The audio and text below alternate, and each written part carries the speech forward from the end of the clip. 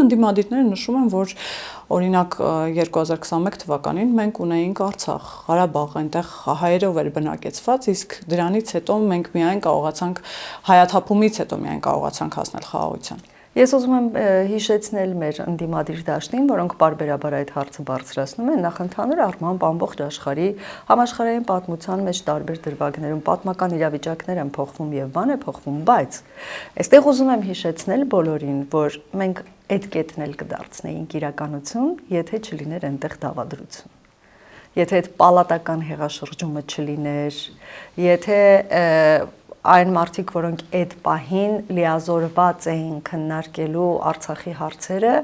չմերժեին Հայաստանի Հանրապետության կառավարության բոլոր առաջարկները, թե բանակցությունների առումով, թե բանակցությունների տեղի եւ ֆորմատի առումով եւ ինքնուրույն որոշումներ չկայացնեին, ապա մենք այդ կետն էլ միանշանակ կդարձնեինք իրականություն եւ կարծում եմ, որ մեր հայրենակիցները դա էլ են հասցրել շատ լավ նկատել, հասկանալ, ի վերջո, իհարկե սա շատ ցավալի իրադարձություն է, որը պիտի տեղի չունենար, բայց այնուամենայնիվ մենք այսօրվա մեր ծրագիրը գրել ենք այսօրվա իրական Հայաստանի մեր պատկերացումների շրջանակներում եւ այն հնարավորությունների շրջանակներում, որոնք առկա են, որոնք հասանելի են, որոնք ոչ թե երազանքներ են,